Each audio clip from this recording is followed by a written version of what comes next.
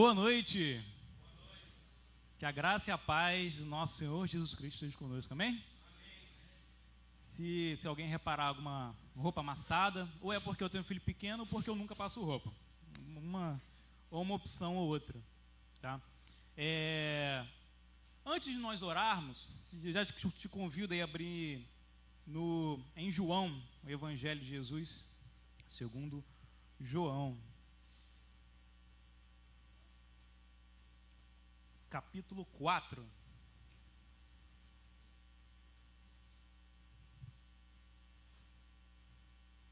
João, capítulo 4.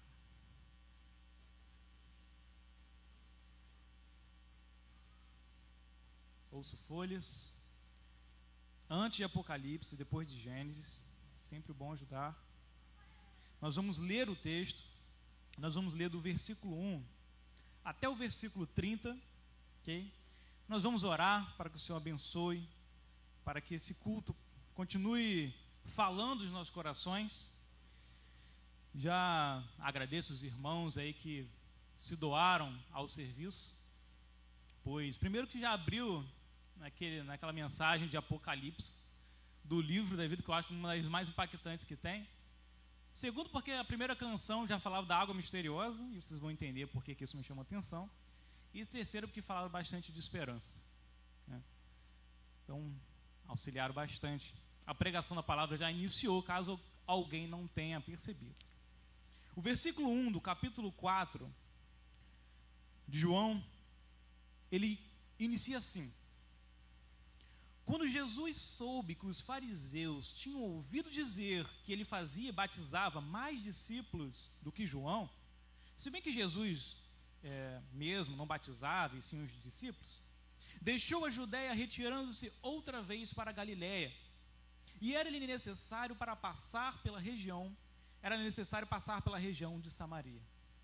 Assim, Jesus chegou a uma cidade samaritana, chamada Sicar, perto das terras que Jacó tinha dado a seu filho José. Ali ficava o poço de Jacó. Cansado da viagem, Jesus sentou-se junto ao poço. Era por volta do meio-dia. Nisso, veio uma mulher samaritana tirar água. Jesus lhe disse: dê-me um pouco de água, pois os seus discípulos tinham ido à cidade comprar alimentos. Então a mulher samaritana perguntou a Jesus: como, sendo o Senhor um judeu, pede água a mim, que sou mulher samaritana? Ela disse isso porque os judeus não se dão com os samaritanos. Jesus respondeu: se você conhecesse o dom de Deus e quem é que está lhe pedindo água para beber, você pediria e ele lhe daria água viva. Ao que a mulher respondeu: o senhor não tem balde e o poço é fundo. De onde vai conseguir essa água viva? Por acaso o senhor é maior do que Jacó, o nosso pai, que nos deu o poço, do qual ele mesmo bebeu, assim como seus filhos e o seu gado? Jesus respondeu: quem beber desta água voltará a ter sede, mas aquele que beber da água que eu lhe der nunca mais terá sede. Pelo contrário, a água que eu lhe der será nele uma fonte a jorrar para a vida eterna. A mulher lhe disse: Senhor, quero que me dê essa água para que eu não mais tenha sede, nem precise vir aqui buscá-la. Jesus disse: vá, chame o seu marido e volte aqui. Ao que a mulher respondeu: não tenho marido. Então Jesus disse: você tem razão ao dizer que não tem marido, porque já teve 5, e esse que agora tem não é seu marido. O que você disse é verdade. A mulher então lhe disse: agora eu sei que o Senhor é um profeta. Nossos pais adoraram neste monte, mas vocês dizem que em Jerusalém é o lugar onde se deve adorar. Jesus respondeu: mulher, acredite no que digo. Vem a hora em que nem neste monte, nem em Jerusalém vocês adorarão o Pai. Vocês adoram o que não conhecem. Nós adoramos o que conhecemos, porque a salvação vem dos judeus. Mas vem a hora, e já chegou, em que os verdadeiros adoradores adorarão ao Pai em espírito e em verdade. Porque são esses que o Pai procura para seus adoradores. Deus é espírito e é necessário que os seus adoradores o adorem em espírito e em verdade. A mulher respondeu: eu sei que virás o Messias, chamado Cristo. Quando ele vier, nos anunciará todas as coisas. Então Jesus disse: eu sou o Messias, eu que estou falando com você. Naquele momento chegaram os discípulos de Jesus e se admiraram ao vê-lo falar com uma mulher, mas nenhum deles perguntou o que você está querendo, ou por que o Senhor está falando com ela. Quanto à mulher, deixou seu cântaro, foi à cidade e disse ao povo: venham comigo e vejam um homem que me disse tudo o que eu já fiz. Não seria ele, por acaso, Cristo? Então saíram da cidade e foram até onde Jesus estava. Oremos. Senhor Deus, clamamos para que o Espírito Santo fale os nossos corações e a nossa mente. Declaramos nossa total dependência da Tua grandeza e Tua misericórdia. Que o Senhor possa utilizar todos os movimentos que o Senhor desejar, toda mensagem, toda palavra e letra que o Senhor desejar, a fim de que nós recebamos o que o próprio Criador dos céus e da terra tem para dizer a nós. Em nome de Jesus, amém.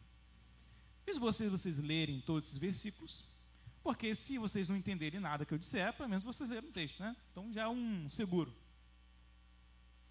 Essa história, esse relato que acontece aqui, ele é mais do que uma afirmação qualquer, ele é mais do que um provérbio secular qualquer, ele é mais do que eu poderia colocar numa frase simples. Ele é o relato de uma vida.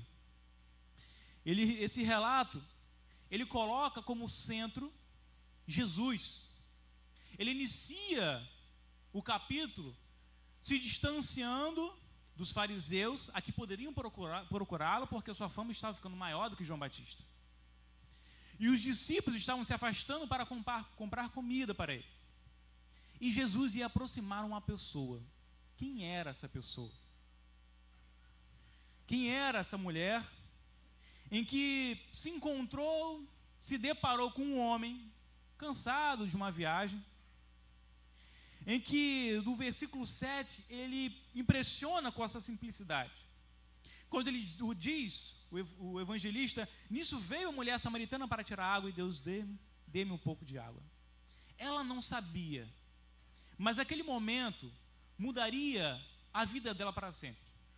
Aquele momento simples iria se eternizar de uma forma que povos estranhos, um Brasil estranho, estaria lendo esse texto há milhares de anos depois, há centenas de anos depois, há gerações, há reinados depois. É um texto muito conhecido da mulher samaritana, e é muito interessante que os textos muito conhecidos, ou eles são subestimados, não vamos pregar, porque todos conhecem essa história, ou prega-se de qualquer forma, porque como nós sabemos, como é mais ou menos a história, então a gente prega normalmente. Mas os textos clássicos e conhecidos, eles são assim, por uma determinada razão.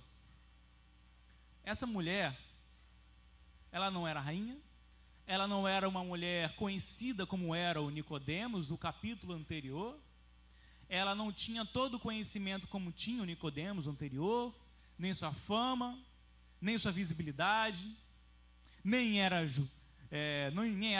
da Judéia, como era o Nicodemos. Essa mulher, ela tinha problemas no seu lar, ela tinha problemas com relacionamentos, ela tinha problemas com o seu marido, ela tinha problemas com familiares, ela tinha dificuldades com seus colegas. Não se sabe se ela foi traída, não se sabe se ela se decepcionou com alguém, mas sabemos que ela estava só. Nós sabemos que ela estava indo para um local público, ao meio-dia, sozinha, o que era incomum uma mulher sozinha ir até o poço. Um exemplo é que nós já tivemos relatos, por exemplo, de como Moisés encontrou a sua esposa perto de um poço, e havia perigo, e Moisés a defendeu. Então era um local que as pessoas precisavam ir, era um local inseguro, era um local de um horário, meio-dia, com forte sol. Não sabemos quantos metros ela teve que caminhar até lá, mas sabemos que ela estava só. Sabemos que a única companhia dela era um cântaro, que é um vaso de barro com 2 alças. Talvez ela, debaixo daquele sol, ela olhasse para aquele cântaro e pensasse: essa é a minha única companhia de verdade. conheço pessoas, tenho até um relacionamento, moro em uma cidade, tenho uma história, tenho muita honra por ser samaritana, porque nós adoramos no Monte Gerizim, porque nós lembramos dos nossos pais, lembramos que aquele poço tão necessário era o poço de Jacó, que por sinal existe até hoje, uma igreja ortodoxa construída em cima dela, mas turistas podem até ir nessa água, nesse poço até hoje. Tanto o cristianismo, quanto o islamismo, quanto o judaísmo concordam que aquele foi o poço de Jacó. E ela sabia que aquilo era uma riqueza dos seus antepassados, mas ainda assim ela deveria olhar para aquele cântaro e pensar, talvez essa seja a minha única companhia. Talvez ela pensasse, não há nada nesse mundo que me faça largar esse querido e esse amado cântaro. Ele é minha companhia. E lá vamos nós pegar água mais uma vez. No versículo 8 ao versículo 14, nós podemos reler para pensar o seguinte: pois os seus discípulos tinham ido à cidade comprar alimentos. Então a mulher samaritana perguntou a Jesus: como, sendo o Senhor um judeu, pede água a mim, que sou mulher samaritana? Ela disse isso porque os judeus não se dão com os samaritanos. Pausa. O não se dão com os samaritanos, numa tradução literal, pode até interpretarmos que não dividiam nem pratos nem garfos. E existiu também uma geração de rabinos que até escreveram isso, e que eles não poderiam dividir isso porque os samaritanos poderiam até ser impuros para eles. Mas Jesus estava lá, ele conversou com aquela mulher e ela se surpreendeu com aquilo, além do fato dela ser mulher e pelo fato dela ser samaritana. A história entre Samaria e os judeus é muito longa para a gente debruçar agora. Mas existem 4 pontos que chamam muita atenção para vocês conseguirem entender o quão chocante seria isso. Foi isso para quando os discípulos chegaram.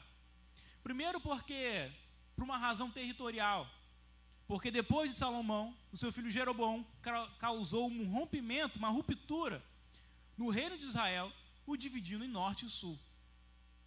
No sul ficou a Judéia, ficou a tribo de Judá, onde tinha Jerusalém. E no norte eles ficaram sem uma capital. E adivinha aonde que Jeroboão escolheu como capital? Samaria.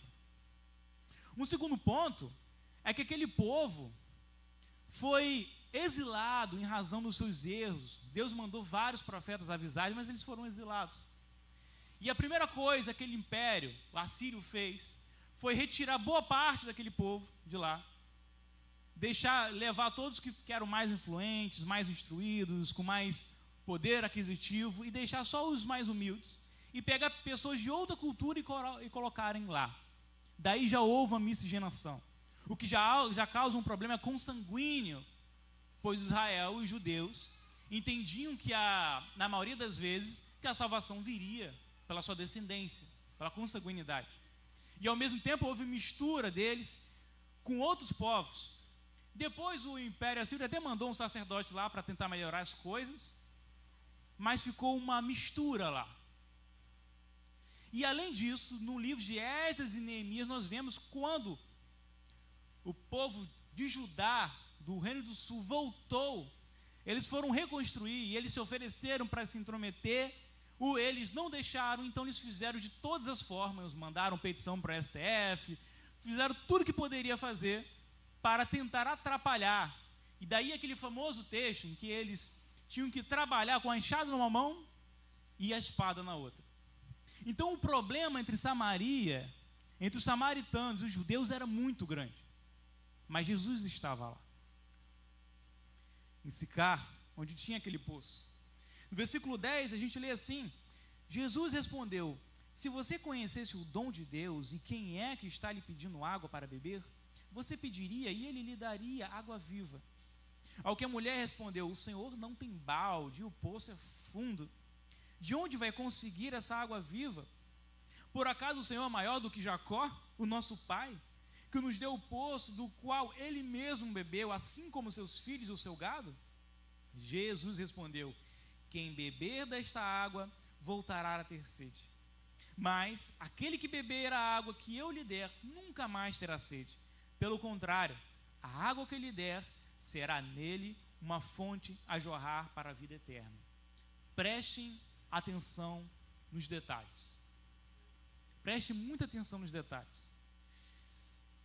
Primeiro que esse trecho, João, o evangelista aqui, ele faz uma coisa que o autor de Hebreus fazia com maestria, que era utilizar o que foi revelado no Antigo Testamento para dar uma ideia do tamanho do que era o Evangelho, as boas novas e a vinda de Jesus. A sombra do que era Jacó e Jacó naquele poço, naquela região, por exemplo, no Monte Gerizim, onde Abraão teve sua primeira adoração, onde Deus mostrou a terra prometida, onde encontrar a esposa de Isaac foi lá, onde encontrar a esposa de Jacó também foi lá. E Jacó, mesmo depois de ter conquistado aquele povo, posteriormente teve que comprar aquele poço para deixar para a sua posteridade. E aquele poço estava lá. Jacó fez uma coisa incrível, fez uma coisa maravilhosa, porque o poço era muito necessário. Mas Jesus, ele estava explicando para ela que ele tinha uma coisa muito maior. A esperança de uma pessoa que morre de sede, a esperança de uma pessoa que morre de sede é encontrar um poço, é encontrar um oásis, ou aquela caixa de plástico que está sobre a sua casa, d'água lá, não sei de qual marca. Mas aquela esperança, aquilo que ela voltava dia após dia, aquilo que ela ia com muito cansaço, com muita dor, que era o trabalho dela, que era um esforço que ela tinha, que talvez ela pensasse onde é que estava todo mundo, onde é que estavam os meus amigos, por que as coisas que eu gostaria de adquirir eu não tenho, por que a vida está tão difícil, parece que eu faço tudo certo e tudo está dando errado, porque eu estou aqui sozinha, parece que eu tenho muitas pessoas, são familiares, há muitos amigos, muitos relacionamentos, mas na hora H parece que eu estou sozinha aqui.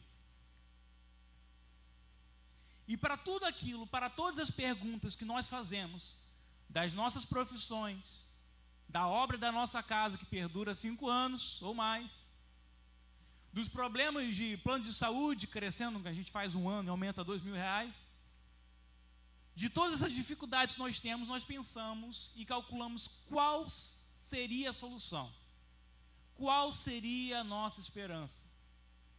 Quando nós pensamos em saúde, a primeira esperança que vem à nossa cabeça geralmente não é aquele que é o dono de toda a cura, aquele que curou cegos, que curou coxos. Quando nós pensamos em problemas financeiros, geralmente a nossa esperança não é aquele que é o dono do ouro e da prata.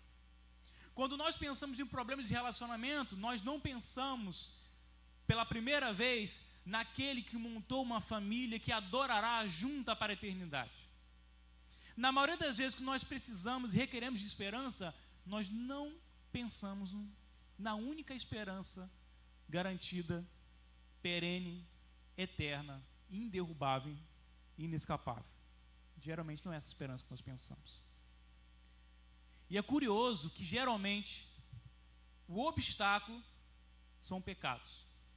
Sejam pecados explícitos, sejam pecados de negligência com cuidado da nossa vida espiritual, são pecados.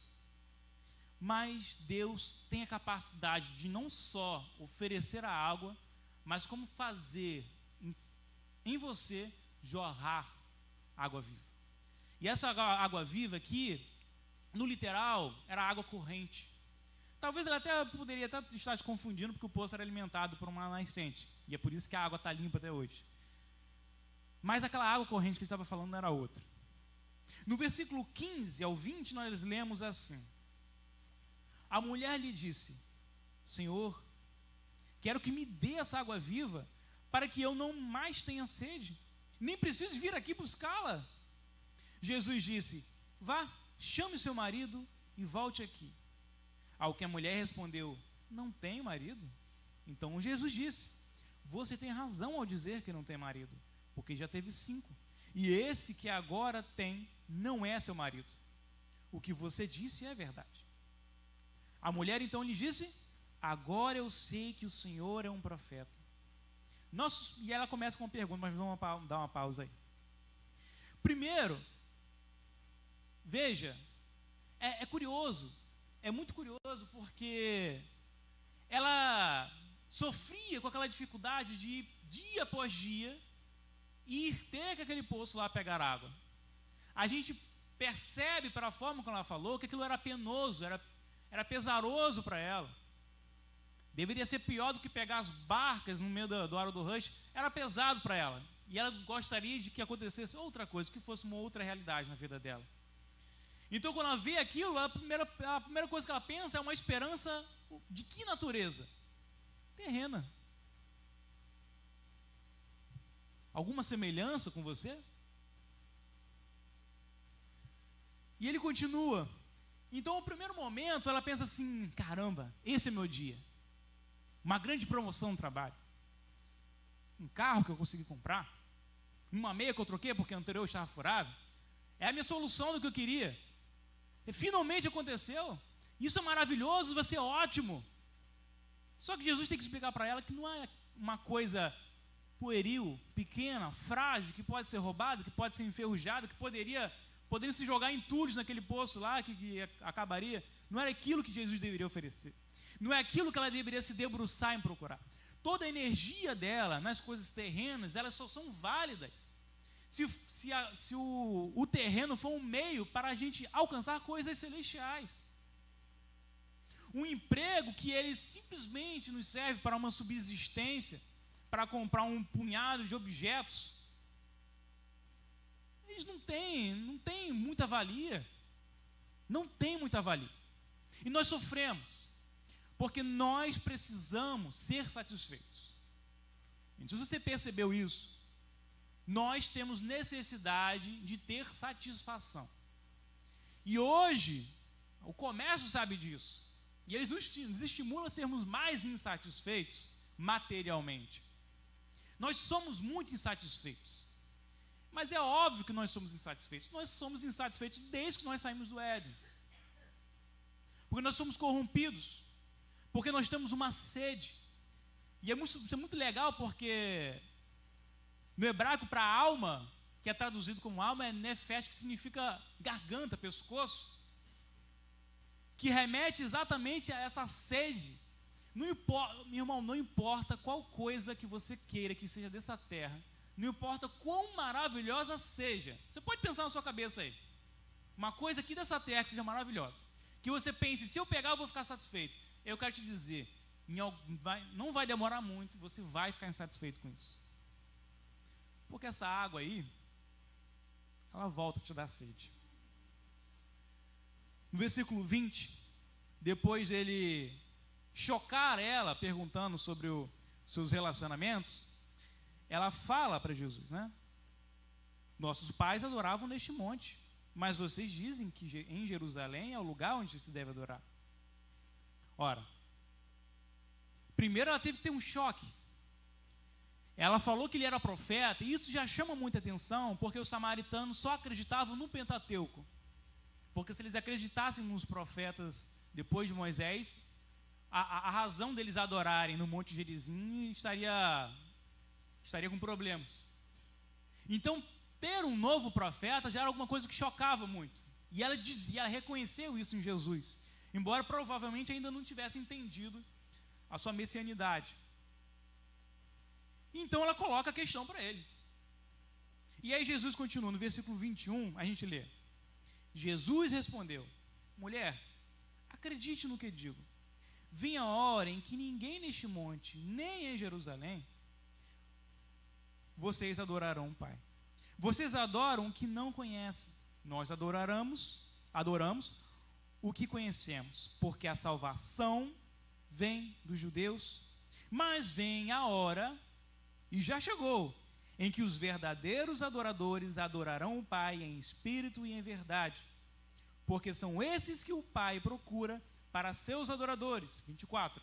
Deus é espírito, e é necessário que os seus adoradores o adorem em espírito e em verdade.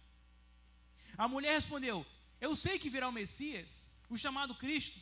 Quando ele vier, nos anunciará todas as coisas. Pausa.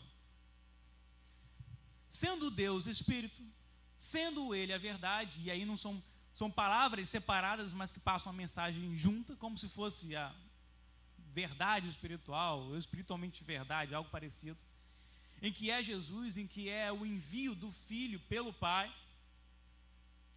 Tudo passa na mente daquela mulher naquele momento, muito provavelmente. Aquela mesma mulher que tinha como seu único amigo o seu cântaro, estava naquele momento num poço, no sol de meio-dia, conversando com um estranho. O dia dela não estava bom. Ela estava sozinha, com seu cântaro sozinha, num sol, insegura. E para completar, teve que falar com um homem que geralmente não tratava lá muito bem as mulheres. E ainda teve que falar com um judeu. Caramba, ainda é um judeu? Não estava indo bem. Mas até aqui, ele se revelou para ela. Porque Deus se manifesta para nós. Deus se revela a nós. Eu não sei se você está atento para quando isso acontece. Eu não sei se você dá muitas explicações para quando Deus fala para você claramente. Eu não sei se você tem o costume de dizer foi uma coincidência.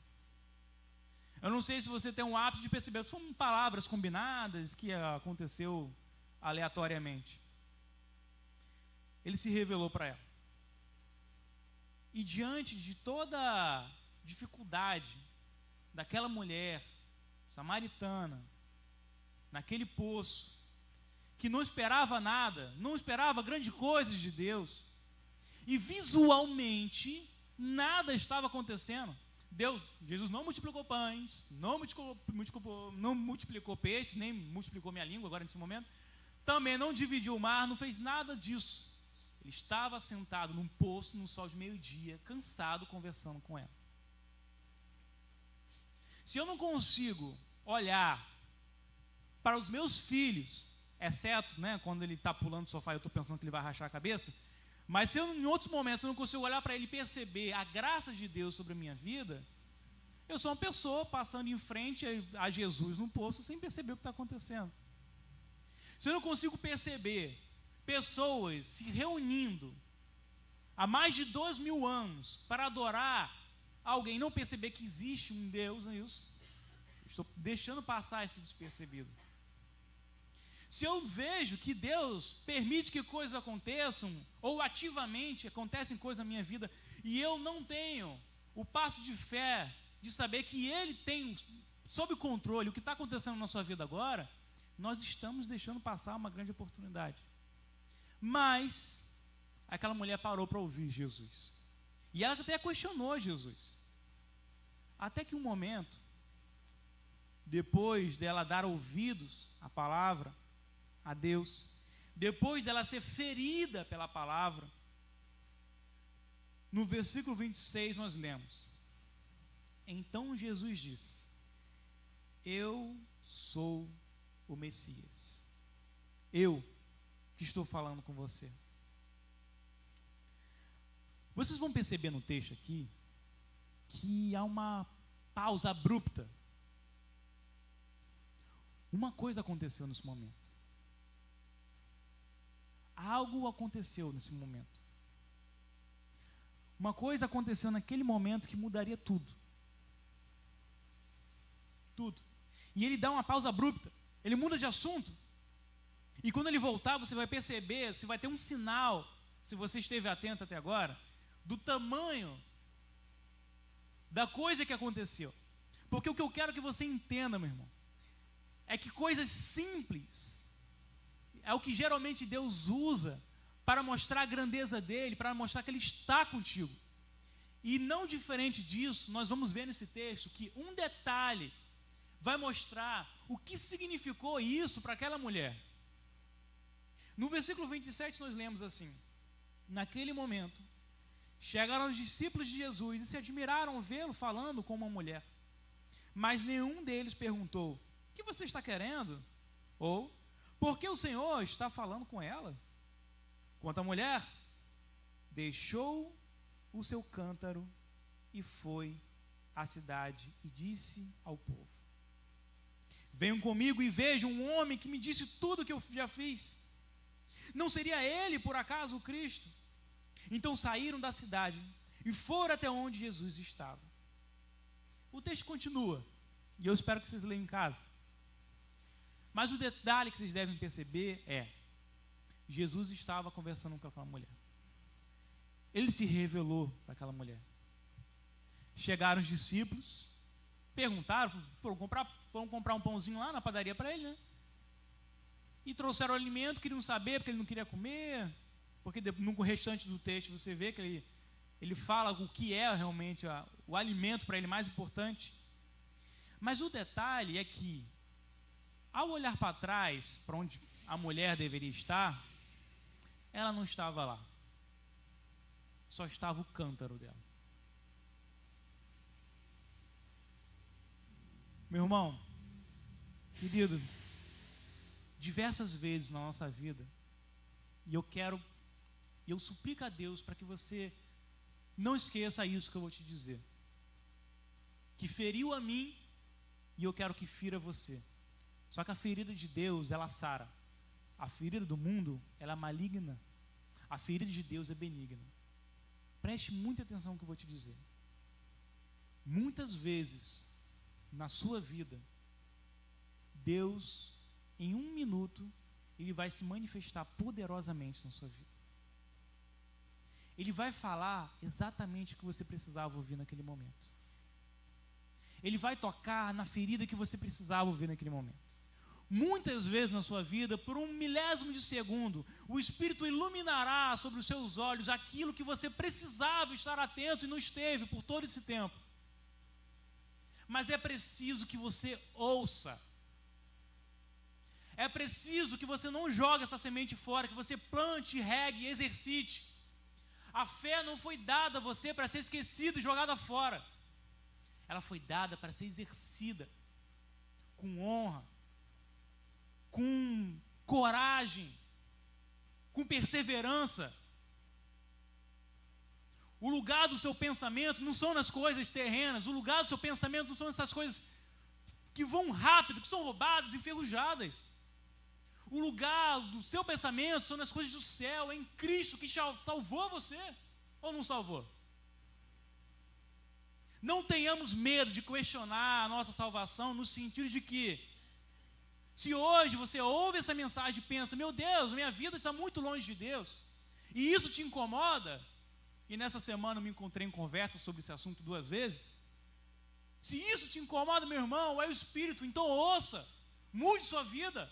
Ele quer muito mais para você, muito mais do que seus olhos podem ver, do que seus ouvidos podem ouvir, do que sua conta pode ver. Largue essas coisas para trás e siga Cristo. Você está ouvindo? Você está atento que o Espírito fala com você? Pode ser só um poço, pode ser só um cântaro, pode ser só uma cidade, pode ser só mais um culto de noite. Esse pregador não tem habilidade nenhuma. Eu estou aqui provavelmente só atrapalhando. Mas se o Espírito de Deus está falando com você, querido, esse eu posso te dizer, você deve ouvir. E eu imploro a Deus, para que Ele, assim como se manifestou a mim, desde o começo da elaboração do sermão, desde o início do culto, desde que eu ouvi os louvores, se for o Espírito, meu irmão, sem medo e com autoridade eu digo: ouça, alimente isso no seu coração. Essa pregação não vai durar eternamente. Um sentimento, uma emoção não vai durar eternamente. Daqui a pouco eu vou sair daqui, nós vamos dar os avisos, vamos falar de um lanche, vamos falar das programações, você vai lá para fora, talvez você coma alguma coisa, talvez você fale alguma piada, talvez você diga: realmente, ele estava com a blusa muito amassada mesmo, e não eram os filhos, era porque ele não passava. Muita coisa pode acontecer depois de você sair daqui. Mas se o Espírito está falando com você, meu irmão, eu espero que amanhã você lembre dessa palavra. Eu espero que quando você estiver colocando água no seu copo, você estiver tomando banho, você estiver fazendo alguma comida qualquer, quando você estiver dirigindo, eu peço a Deus de que, quando você menos esperar, essa palavra seja lembrada a você. Eu imploro a Cristo que a palavra frutifique. E eu quero te dizer, querido, a vida é difícil mesmo. É muito difícil mesmo. Assim como você, eu também tenho muitas dificuldades, muitos sonhos, muitos medos. Mas, meu irmão, existe uma água viva assim, corrente. Existe sim uma esperança que fura gerações e tempos e palavras e traduções e teologias, que dura até hoje e reina hoje, pulsa meu coração para te dizer: crê em Cristo, ouça o Espírito, adore o Pai, o nosso Deus único. Eu quero te convidar a se levantar. Eu quero te convidar a fazer a sua própria oração. Por volta aí de 1 minuto eu vou me calar, vou fazer minha própria oração. Espero que você inicie sua oração individual. Alguns segundos depois eu vou iniciar a nossa oração coletiva, como é de costume. Mas eu quero te sugerir que você feche seus olhos agora. Eu quero te sugerir que, assim como aquela mulher samaritana, pecadora, com dificuldades, eu quero te recomendar que você não esqueça seus problemas. Eu quero que você os traga aqui e agora. Eu quero que você os lave com a água, que simboliza o próprio Espírito Santo. Eu quero que você rasgue o seu coração. Eu quero que você esqueça esse pregador, mas lembre do Espírito Santo. Lembre de que Ele é poderoso. Eu me calarei e espero que você faça a sua própria oração, meu. E logo depois a gente inicia uma oração em conjunto.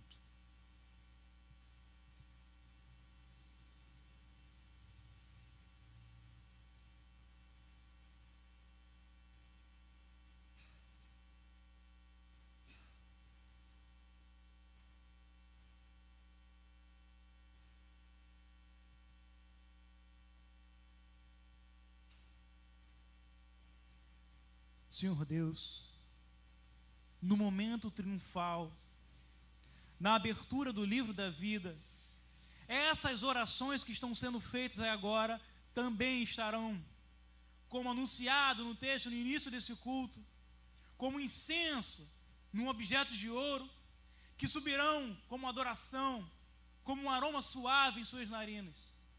Ouça, Pai, a oração da sua igreja. Ouça, Cristo, essas pessoas que clamam pela tua misericórdia. Ouça, Espírito Santo de Deus, nosso Deus único. Ouça essas pessoas que estão clamando pela tua ajuda, pelo teu auxílio. Existem famílias precisando do Senhor. Existem pessoas que estão clamando a Ti, Deus. Nós temos esperança em Ti, Senhor. Tu és o Cordeiro, aquele que abriu o livro da vida, conforme anunciado. Aquele que foi anunciado por muitos profetas que morreram. Muitos deles, antes de ver a promessa ser cumprida, porque eles tinham fé, uma fé que era exercitada, praticada. Nos dê, Senhor, essa fé. Nos dê, Senhor, a alegria para celebrar a vida que o Senhor abunda em nós. Nos dê, Senhor, a alegria que não depende de felicidades temporárias. A alegria que não tem medo de lidar com a dor ou com medo. A alegria que excede todo entendimento, que não tem medo, nem mesmo da tristeza. Porque Tu és celebração, Tu és a boa festa, a boa notícia, o bom santo, o bom pastor. Tu és água, Tu és fogo, Tu és a nossa salvação, Deus. Transforma a nossa vida, converte a nossa vida em Tua direção, converte nossos olhos para a cruz, vazia, com o sangue derramado sobre a nossa vida.